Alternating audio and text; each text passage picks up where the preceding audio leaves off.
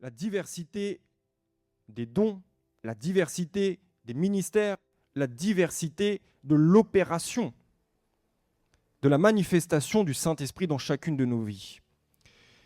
Et je crois qu'il est indispensable de comprendre qu'au travers de cette diversité, il doit y avoir un but et un objectif, de dire même si il y a une diversité au milieu de nous, parce que nous sommes tous différents, que le Saint-Esprit opère d'une manière différente avec chacun d'entre nous, il y a un but qui est central.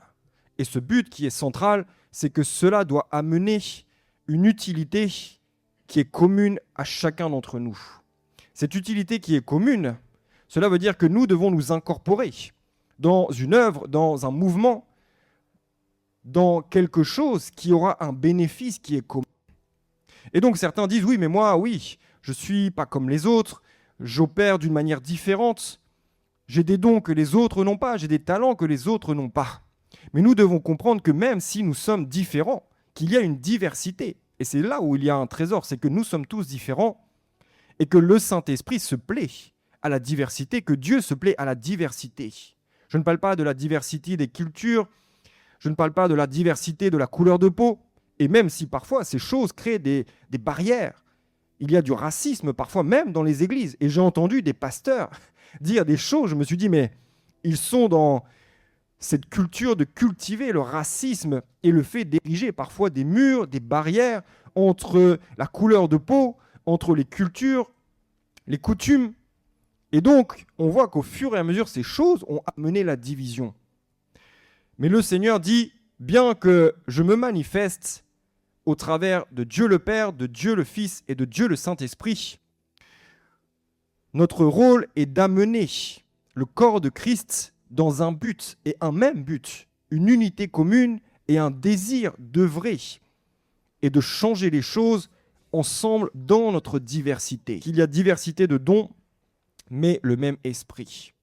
Il y a diversité de ministères, mais le même Seigneur. Et je sais que vous connaissez le texte où Paul dira « Certains disent qu'ils sont d'Apollos, certains disent qu'ils sont de Paul, certains disent qu'ils sont d'autres personnes. » Et aujourd'hui, nous voyons en France et en francophonie des gens qui disent « Oh, mais moi, je suis tel apôtre, je suis tel pasteur, je suis tel mouvement, je suis telle église. » Et tous les autres, donc, qui ne sont pas comme nous, qui sont dans une diversité qui n'est pas comme la nôtre, qui opèrent d'une manière différente, je n'accepte pas cela. Je n'accepte pas et je vais même critiquer et juger. Et le problème, c'est que nous devons voir que la diversité est bonne et surtout se rendre compte que si notre diversité ne nous amène pas dans un but qui est commun, alors c'est que nous avons besoin de nous remettre en question et de dire « Seigneur, ma diversité, ce que tu m'as donné à moi personnellement, je ne veux pas l'utiliser juste pour moi. Je ne veux pas qu'il y ait un profit, un gain juste personnel, mais je veux que ce que tu m'as donné puisse amener à une utilité qui sera commune. » Qu'est-ce que Dieu a mis en nous? Qu'est-ce que Dieu nous a accordé? Quels sont les dons que Dieu nous a donnés? Quels sont les talents que Dieu nous a donnés? Quels sont les ministères que Dieu a distribués? À quoi Dieu nous a appelés? Comment est-ce que Dieu veut que nous puissions opérer? Et toutes ces choses, c'est à nous de les rechercher. C'est à nous de questionner le Seigneur. Ce n'est pas à quelqu'un de dire « Oh, toi, tu es appelé à telle chose, toi, je vois que tu as tel talent, je vois que tu as tel don. » Mais c'est à nous de chercher ce que Dieu a mis en nous. C'est à nous de creuser.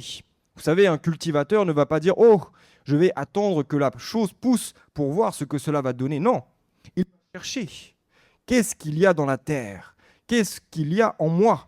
Qu'est-ce que Dieu a déposé dans ma vie? C'est cela qui fait ma diversité et c'est cela que je vais pouvoir mettre dans cette utilité qui sera commune. Voilà pourquoi nous ne devons pas juste venir à l'église et se dire « je vais venir à l'église, je vais profiter, je vais avoir une utilisation de l'église, je vais utiliser l'église pour un profit personnel, je vais utiliser les frères et sœurs parfois pour un profit personnel. » Mais de dire « mais moi, qu'est-ce que je peux donner dans cette utilité qui sera commune? Quel talent j'ai ?» Et l'apôtre Paul le dira, il y a diversité. Tout ce que tu as reçu, l'autre ne l'a pas reçu. Et voilà pourquoi chacun d'entre nous nous avons une utilité qui est précieuse. Parce que l'un va être à l'aise dans un certain domaine et l'autre ne sera pas à l'aise dans ce domaine. Il y a des forces, des capacités que Dieu nous a données, qu'il n'a pas données à d'autres. Et certains disent « Oh, mais voici toutes les faiblesses qu'il y a dans ma vie. Je veux me préoccuper des faiblesses bien plus que d'essayer de chercher les forces que Dieu m'a données, les forces que le Saint-Esprit est en train de me donner. Et je vais me regarder, je vais dire « Oh, mais moi, je suis faible dans tel domaine. » Et pourtant, un autre est fort. Et donc, parfois nous jalousons, parfois nous disons « Oh, mais lui, il opère de telle manière, moi, je veux opérer de la même manière. » Ou lui, il opère de telle manière, je n'accepte pas la manière dont il opère. Mais peu importe, si cela amène une utilité qui est commune. Voilà pourquoi nous devons toujours regarder à ce que la vie, à ce que nous faisons, qu'est-ce que cela va produire? Quel est le produit des talents et des dons que Dieu a mis en nous? Quel est le produit et qu'est-ce que Dieu nous demande d'amener dans cette utilité qui est commune? Si je suis appelé à quelque chose, ce n'est pas pour dire « Oh oui, je vais profiter de cela pour un gain personnel. Je vais profiter, je vais me servir de cela pour me construire quelque chose sur cette terre. » L'apôtre Paul dit « Il y a diversité. Cette diversité est précieuse. Il y a des dons qui sont différents. Et le Saint-Esprit se plaît à donner à qui il veut en fonction de ce que Dieu nous a appelés à faire. » Voilà pourquoi nous devons prendre en compte le fait que oui, nous avons parfois reçu des dons, nous avons reçu des talents, mais c'est afin que les autres puissent en profiter et que nous soyons une bénédiction pour les autres. Nous ne devons pas faire cela pour nous faire plaisir. Nous ne devons pas faire cela pour dire « Oh, quel sera mon profit personnel?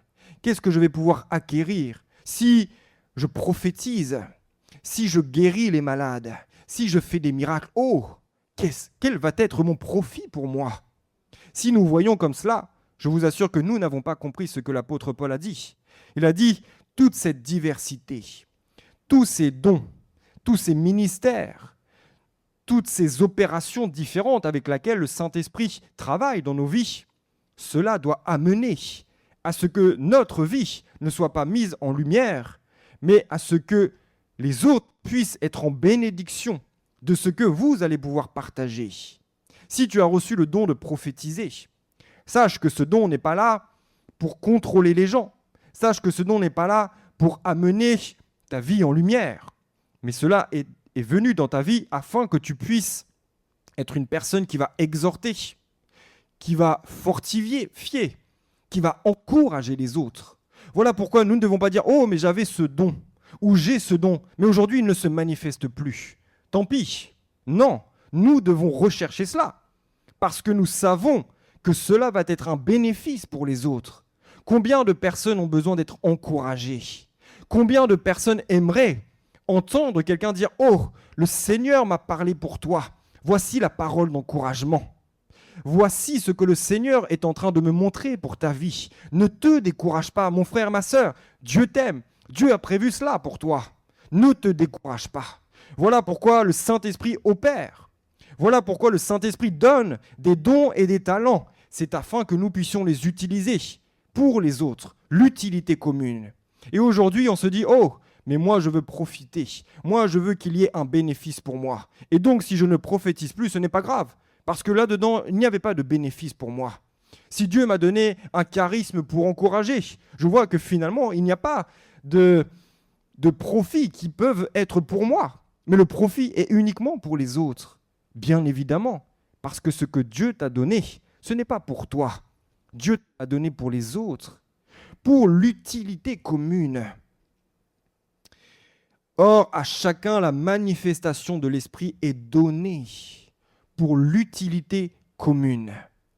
Posons-nous la question, est-ce qu'aujourd'hui, ce que Dieu m'a donné a été mis sur la table pour l'utilité commune? Est-ce que ma vie a été donnée pour le bénéfice des autres? Est-ce que mon talent est utilisé pour le bénéfice des autres? Est-ce que le don que Dieu m'a donné est en bénédiction pour les autres? Ou est-ce que je cherche juste à recevoir moi-même des bénédictions? Est-ce que je cherche juste à ce que moi-même je puisse être encouragé par les dons et les talents que Dieu m'a donnés? La réponse est non, parce que vous ne serez pas encouragé par cela. Vous serez encouragé par la diversité qui va s'opérer au travers de la vie des hommes et des femmes qui seront en face de vous. Voilà pourquoi Dieu a donné la diversité. Dieu a donné de pouvoir opérer d'une manière totalement différente à chacun d'entre nous. Voilà pourquoi il ne faut pas critiquer, il ne faut pas juger avant d'avoir vu les fruits que la personne peut porter au travers des dons, des talents, de l'onction, du ministère auquel Dieu l'a appelé et qu'il est en train de manifester par la puissance du Saint-Esprit. Jésus dira, il n'y a personne de bon. Et nous ne sommes pas bons par nous-mêmes. Nous ne sommes pas bons. Nous ne sommes pas prompts à faire du bien aux gens qui sont autour de nous. Et la chair nous rappelle toujours, tu es poussé de l'intérieur à faire le bien, mais la chair te bloque et te dit non. Cela ne t'est pas profitable. Si tu fais le bien, quel va être le retour? Si tu fais le bien, est-ce que les autres vont être gentils avec toi? Et la chair résiste. La chair ne veut pas. Mais l'esprit dit, voici, quelle est l'utilité commune? Si tu veux servir Dieu, si tu veux vraiment que le Saint-Esprit se manifeste au travers de ta vie, si nous voulons que le Saint-Esprit puisse distribuer des dons, des talents, des ministères, nous ne devons plus regarder juste à un profit qui sera personnel, mais de dire, au travers de ce talent que Dieu m'a donné, est-ce que les autres sont bénis? Au travers de ce don que Dieu m'a donné, est-ce que les autres sont bénis? Est-ce qu'il y a un profit? Quel est le charisme que Dieu t'a donné? Quelle est la facilité que Dieu t'a donnée? Quelles sont les forces que Dieu t'a données? Quelles sont les capacités? Quels sont les dons? À quoi Dieu t'a destiné et t'a appelé? Si tu ne le sais pas, eh bien, il faut le rechercher. Si nous ne savons pas, nous devons chercher et questionner Dieu. Nous ne devons pas attendre de recevoir forcément une prophétie. Mais nous devons dire, Seigneur, permets-moi d'avoir des opportunités afin de découvrir. Et si j'ai déjà découvert, eh bien, cherchons davantage à ce que notre talent, notre don, qui est différent de ceux des autres, parce qu'il y a des personnes qui sont appelées à un ministère, à un appel, qui dans le nom est le même que d'autres, mais pourtant dans l'opération de ce don et de ce talent, cela sera différent. Voilà pourquoi il y a plusieurs pasteurs, il y a plusieurs apôtres, il y a plusieurs prophètes, il y a plusieurs personnes qui sont appelées au chant, l'évangélisation, à faire tout un tas de choses, à l'organisation. Toutes ces choses sont importantes pour l'utilité commune. Une personne ne peut pas faire tout toute seule. Mais chacun d'entre nous, si nous mettons sur la table ce que nous savons faire, ce que Dieu nous a donné pour l'utilité commune, c'est à ce moment-là que nous allons pouvoir construire quelque chose. Ce n'est pas « oh, c'est juste les ministres qui doivent s'occuper de tout. C'est juste les ministres qui doivent organiser. C'est juste les ministres qui doivent construire l'Église. » Mais l'Église n'appartient pas au pasteur. L'Église n'est pas à un pasteur. C'est l'Église de Jésus-Christ. Et chacun d'entre nous, nous faisons partie. Nous sommes une pierre de l'édifice. Nous sommes une pierre qui bâtissons l'Église. Donc ne croyez pas que l'Église appartient juste aux pasteurs, aux ministres, parce que nous sommes tous responsables de dire qu'est-ce que je mets dans l'utilité commune, qu'est-ce que je suis prêt à donner, qu'est-ce que Dieu m'a donné et que je peux mettre au profit de mon frère, de ma sœur. Si j'ai un charisme pour l'évangélisation, si j'ai un charisme pour l'exhortation, si j'aime encourager les autres, eh bien, que je décroche mon téléphone et que j'appelle les frères et les sœurs, que je dise, je t'exhorte, je t'encourage, continue mon frère, ma sœur, ne te décourage pas. Si j'ai un charisme quelconque, si Dieu m'a donné d'opérer d'une certaine manière, je ne dois pas avoir honte de cela. Et même si parfois on se dit, oh c'est bizarre, pourquoi Dieu me demande d'opérer de cette manière? Je ne comprends pas. Mais posons-nous la question, si cela est pour l'utilité commune, si cela vient en bénédiction pour les autres, ne nous posons pas la question. Faisons-le. Mais si cela est juste pour un profit personnel, alors nous devons nous remettre en question et dire, effectivement, Seigneur, je n'ai pas compris. Pourquoi est-ce que tu opérais? Je n'ai pas compris pourquoi est-ce que m'as donné ce talent et ce don. Je n'ai pas compris pourquoi tu m'as appelé à telle chose. Ce n'est pas juste pour me faire plaisir, ce n'est pas juste quand j'en ai envie, mais c'est afin que les autres puissent être bénis de cela. Donc la diversité est bonne. Nous ne devons pas juger les autres, nous ne devons pas condamner, nous ne devons pas envier. Parce que si nous étions tous pareils, cela ne servirait à rien. Si nous étions tous pareils, où serait la bénédiction d'être ensemble? Dieu nous demande d'être en communion, l'utilité qui est commune, la communion. Nous sommes en communion. Nous faisons tous partie d'un même corps, le corps de Christ. Et donc nous devons comprendre que même s'il y a diversité, il doit y avoir quelque chose qui nous rassemble. C'est Jésus-Christ. Il doit y avoir la communion. Et notre objectif doit être commun. Nous devons avoir un objectif qui est commun. Et de dire, Seigneur, tu m'as donné ces talents, ces dons, cette manière d'opérer que tu n'as pas donné à d'autres. Et donc, je ne vais pas m'enorgueillir de cela. Je ne vais pas non plus jalouser ceux qui ont reçu des choses que moi, je n'ai pas. Mais je vais me réjouir de cette diversité et dire, ma diversité est précieuse pour les autres. Et si elle est précieuse pour les autres, eh bien, je vais leur en faire profiter. Parce que le Saint-Esprit opère dans ma vie, au travers de ma vie, d'une manière totalement différente de la vie des autres. Le Saint-Esprit n'opère pas d'une seule manière. Et il opère en fonction de ton tempérament, en fonction de ta personnalité. Voilà pourquoi le Saint-Esprit opérera d'une manière qui sera différente dans votre vie que dans la mienne. Il parlera peut-être d'une manière différente, avec des mots qui seront différents, avec un fonctionnement qui sera différent.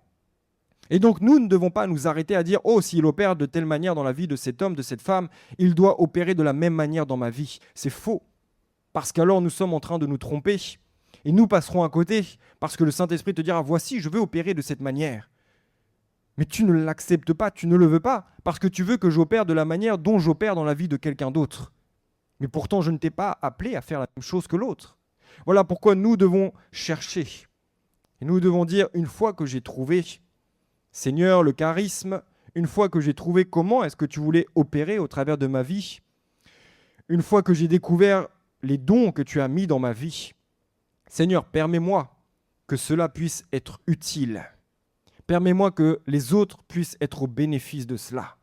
Que je ne sois pas en train de me servir, mais que cela puisse être pour l'utilité commune. Et alors nous réjouirons le Seigneur et le Saint-Esprit distribuera. Il distribuera davantage. Parce qu'aujourd'hui, on se rend compte qu'effectivement, dans l'Église, la manifestation des dons ne se fait plus peut-être comme il y a des décennies. Nous voyons que le Saint-Esprit ne convainc peut-être plus les personnes de péché, de justice et de jugement, de la même manière qu'il y a 10, 15, 20, 30, 40 ans en arrière. Pourquoi ? Parce que peut-être nous sommes centrés sur notre personne et nous n'essayons pas de dire « Seigneur, je veux être utile pour les autres. Comment je peux mettre ma vie au profit pour les autres ? Qu'est-ce que tu m'as donné ? Quels sont les dons ?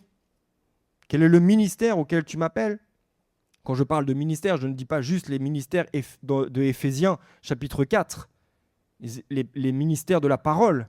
Il n'y a pas que eux, mais il y a aussi diversité de ministères, diversité de dons et de talents, et diversité d'opérations. Il y a des gens qui sont frustrés, qui sont amers parce qu'ils auraient voulu être appelés à tel et tel ministère. Mais peu importe, nous ne choisissons pas. Et c'est Dieu qui choisit. Et si nous étions tous appelés à être pasteurs, si nous étions tous appelés à être prophètes, apôtres, où serait la diversité ? À quoi servirions-nous ? Si nous étions tous pasteurs, à quoi servirions-nous ? Si nous étions tous prophètes, à quoi servirions-nous ? Si nous étions tous affairés à l'organisation, à quoi servirions-nous ? Si nous étions tous prédicateurs, à quoi servirions-nous ? Voilà pourquoi il y a diversité. Et voilà pourquoi nous ne sommes pas meilleurs que l'autre et l'autre n'est pas meilleur que nous. Mais Dieu a dit la diversité est bonne et je me réjouis de la diversité et je me plais dans la diversité et Dieu se plaît à opérer au travers de la personnalité de chacun d'entre nous. Donc, réjouissons-nous de cela Et je vous encourage, surtout, si vous avez mis de côté des dons, des talents que Dieu vous a donnés, si vous vous êtes dit « Oh, mais je ne comprends pas la manière dont Dieu opère avec moi, je n'arrive pas à gérer cette manière d'opérer », eh bien, acceptons parfois de nous remettre en question et de dire « Seigneur, peut-être je me suis trompé, peut-être tu veux opérer de cette manière et j'ai toujours mis cela de côté. Tu m'avais donné ce don et ce talent que je n'ai pas fait fructifier aussi parfois. Parce que nous pouvons avoir des forces, mais Dieu ne nous demande pas de nous reposer sur nos lauriers. Tu as beau avoir des capacités, des forces et des talents, cela n'est pas suffisant. Dieu nous demande d'amplifier cela. Si tu as des forces, n'essaye pas de travailler sur tes faiblesses, mais travaille sur tes forces. Et alors ces forces seront amplifiées. Et laisse la possibilité au Saint-Esprit d'amener à ce que cette force que tu as puisse être une bénédiction et pour l'utilité commune. Certains disent « Oh, je suis faible dans ce domaine. Je suis tellement faible. Seigneur, rends-moi fort. » Et Dieu te dit « Mais vois-tu que tu es fort dans tous ces autres domaines? Pourquoi est-ce que tu t'affaires à cette faiblesse? Je t'ai rendu faible dans ce domaine parce que d'autres sont forts pour toi et d'autres permettront de pallier à ta faiblesse dans ce domaine. » Voilà pourquoi Dieu veut nous garder dans l'humilité. Et Dieu dit que oui, il y aura des faiblesses dans notre vie.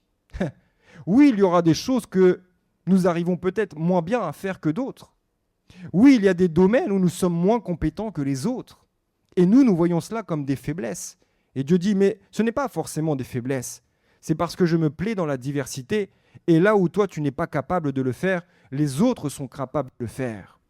Et là où toi, tu as des forces, réjouis-toi de ces forces et permets que ces forces puissent venir pallier aux faiblesses des autres qui sont à côté de toi. Si nous sommes toujours en train de dire « je suis faible dans ce domaine, je suis faible dans ce domaine, les autres sont forts et moi je ne le suis pas », tu vas être amer, tu vas être frustré et tu vas dire « mais Seigneur, pourquoi m'as-tu rendu faible ?» Mais Dieu nous dit « voici où je t'ai rendu fort. Regarde plutôt à la force que je t'ai donnée. Regarde aux compétences que je t'ai données et arrête de toujours regarder à la faiblesse. » L'apôtre Paul dira lui-même, « Seigneur, dans ces domaines, peut-être j'ai des faiblesses encore.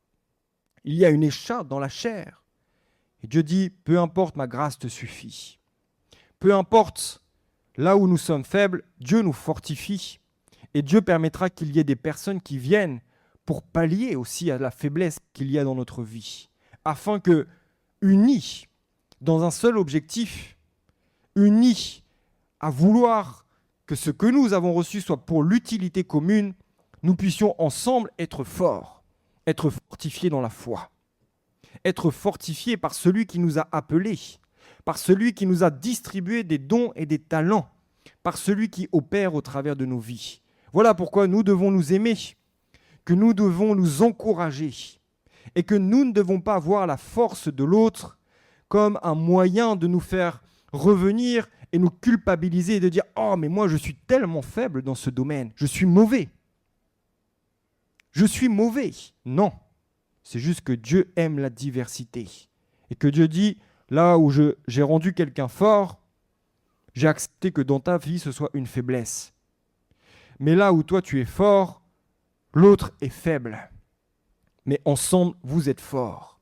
Et ensemble, vous pouvez faire des choses que toi, tout seul, tu n'aurais pas pu faire. » Voilà pourquoi nous avons besoin des uns des autres.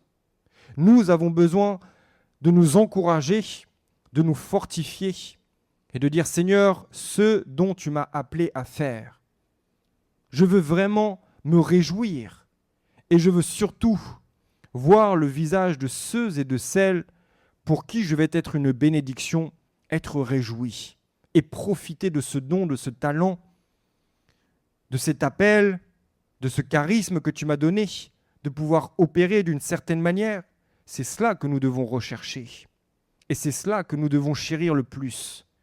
Et c'est cela que nous devons accepter dans ma vie. Seigneur, qu'est-ce que tu m'as donné? Comment je peux être une bénédiction? Certains disent, j'ai reçu des choses. Mais alors que je n'arrive pas à le mettre dans l'utilité commune, je vais y aller et le faire seul. Mais ces personnes se trompent. Et elles disent, on ne m'accepte pas. Pourtant, j'ai reçu. J'ai ce don, j'ai ce talent, j'ai cet appel.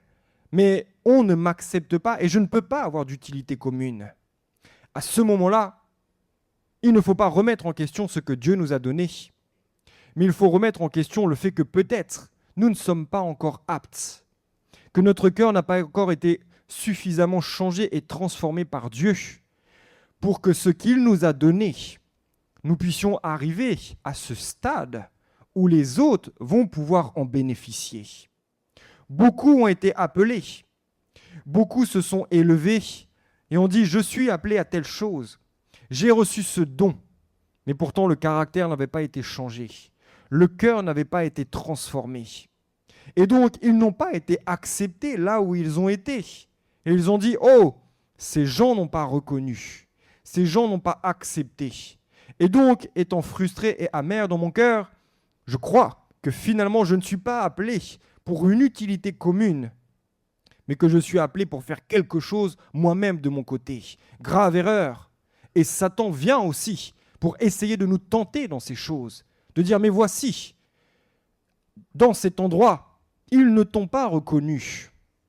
Jésus aurait pu dire, mais dans cet endroit, dans ce lieu, ils ne m'ont pas reconnu, j'arrête, parce que les talents, les dons, l'onction que Dieu a mis sur ma vie n'a pas été reconnue. J'arrête, je ne produis plus rien, je ne veux plus porter de fruits, je ne veux plus être en bénéfice pour l'utilité commune. Mais Jésus a dit, peu importe, j'irai, peu importe, je sais ce que Dieu a mis dans ma vie. Et Jésus n'était pas là pour son profit personnel, Jésus était là pour le profit des autres. Et il a dit, j'ai accepté de me donner, même si des gens parfois ne m'ont pas reconnu, j'ai continué de me donner.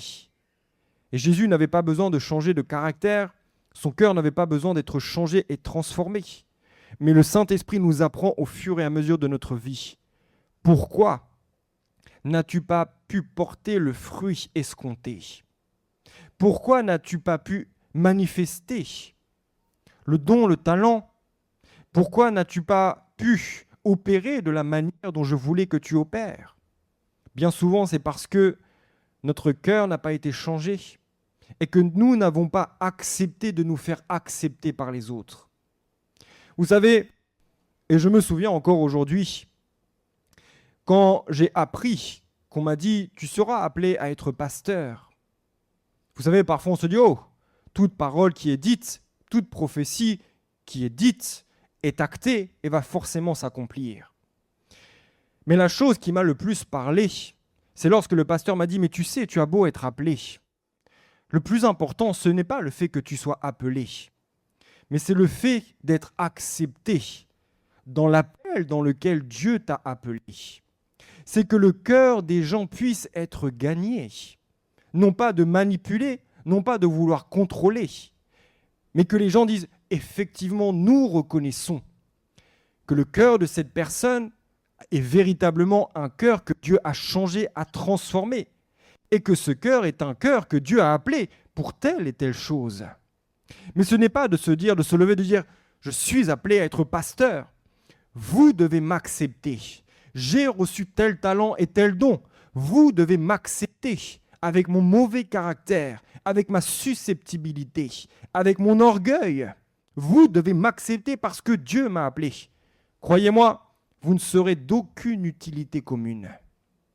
Et vous chuterez, vous tomberez, et vous serez amer et frustré. Mais si dans cet appel, si dans ce don que Dieu nous a donné, si dans cette opération de la manifestation du Saint-Esprit qu'il nous a donné, on se dit, mais Seigneur, comment je peux mettre cela dans l'utilité commune? Qu'est-ce qui fait dans mon caractère, qu'est-ce qui fait que dans mon cœur, je ne peux pas utiliser et mettre à profit ce que tu m'as donné pour les autres? Qu'est-ce qui fait que cela ne produit pas encore de fruits? Qu'est-ce que je dois changer encore? Qu'est-ce que tu veux transformer dans ma vie? Est-ce que j'ai besoin de me faire accepter? Est-ce que les gens doivent voir au travers de ma vie et de mon cœur que effectivement tu m'as appelé à ces choses? Dieu parle, Dieu établit. Mais nous avons besoin d'être établis aussi par les hommes sur cette terre. Et nous avons besoin d'être reconnus. Voilà pourquoi le don n'est pas suffisant. Voilà pourquoi le fait d'être appelé n'est pas suffisant.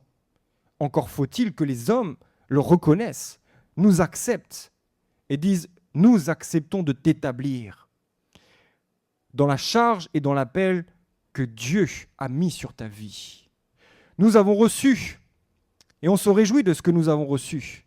Mais maintenant se dire « Seigneur, comment je peux donner ce que tu m'as donné ? Comment les autres peuvent être au bénéfice de ce que tu m'as donné ? Et s'il y a des choses encore dans mon cœur qui bloquent cela, s'il y a mon tempérament, mon caractère, mon manque d'amour parfois qui bloque cela, Seigneur, je te prie de me pardonner déjà et de m'aider à changer cela, afin que tout ce que tu as mis dans ma vie, les autres puissent en être au bénéfice. Je pense que l'Église a besoin d'hommes et de femmes qui ont véritablement à cœur de dire « Je ne veux plus regarder mon profit, je ne veux plus voir le don que tu m'as donné, le talent que tu m'as donné, comme quelque chose qui m'appartient en propre, mais quelque chose que tu m'as donné afin que les autres puissent en profiter. » Si tu as reçu un don et un talent, ce n'est pas pour en profiter toi-même, c'est que les autres doivent en profiter. Tu as reçu un charisme, tu as reçu quelque chose dans ta vie, une force, c'est pour que les autres puissent en être au bénéfice. Et ce n'est pas pour attendre que les autres te rendent en retour la même chose, mais les autres te rendront en retour en fonction de ce que eux-mêmes ont reçu. Voilà pourquoi nous devons chercher ce que Dieu a mis dans notre vie et que nous devons encourager les autres autour de nous à dire voici, nous sommes différents. Il y a de la diversité et tu ne dois pas être attristé de cette diversité, mais tu dois te réjouir parce que ce que toi tu as reçu, les autres ne l'ont pas reçu. Mais les autres attendent et ont besoin de ce que tu as reçu. Je ne suis pas suffisant et nous ne devons pas nous complaire en nous-mêmes.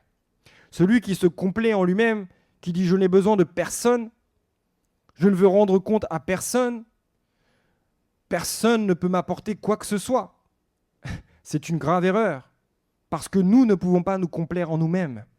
Nous avons besoin du Saint-Esprit, mais nous avons besoin des uns des autres et de dire « je veux toujours apprendre des autres, je veux entendre ce que les autres ont à m'apporter aussi. » Et je ne veux pas voir les autres comme toujours des gens qui vont vouloir du mal, des gens qui vont m'amener de mauvaises choses, des gens à l'extérieur qui sont finalement des ennemis. Parfois, il y a des gens, ils voient toujours ceux qui sont en face d'eux comme des ennemis. Ils se disent, mais ils me veulent du mal. C'est ces gens, je ne peux pas leur faire confiance. Ils vont m'apporter des ennuis. Ils sont toujours en train de voir le monde extérieur comme conflictuel, comme quelque chose qui va les atteindre, qui va leur faire du mal. Mais Dieu dit, nous devons ébranler ces barrières et ces murs. Dans ce monde, aujourd'hui, tout le monde se méfie de tout le monde. Tout le monde a peur de tout le monde. On se balade dans la rue, on se dit, oh, mais qui est cette personne? Va-t-elle faire du mal? Va-t-elle m'atteindre? Et dans l'Église, malgré nous, parfois ces choses arrivent et on a peur. On ne veut plus se confier, on ne veut plus aimer, on ne veut plus faire confiance. Et Dieu dit, mais si tu ne fais plus confiance, si tu ne veux plus aimer, quelle sera notre utilité dans le corps de Christ? Alléluia, merci Seigneur, parce que tu as payé le prix pour chacun de nous. Merci parce que tu t'es donné, que tu n'as rien retenu. Et Seigneur, aujourd'hui, nous voulons être reconnaissants, nous voulons honorer le sacrifice que tu as fait pour chacun de nous. Merci parce que tu nous as rachetés. Merci parce que tu nous as sauvés.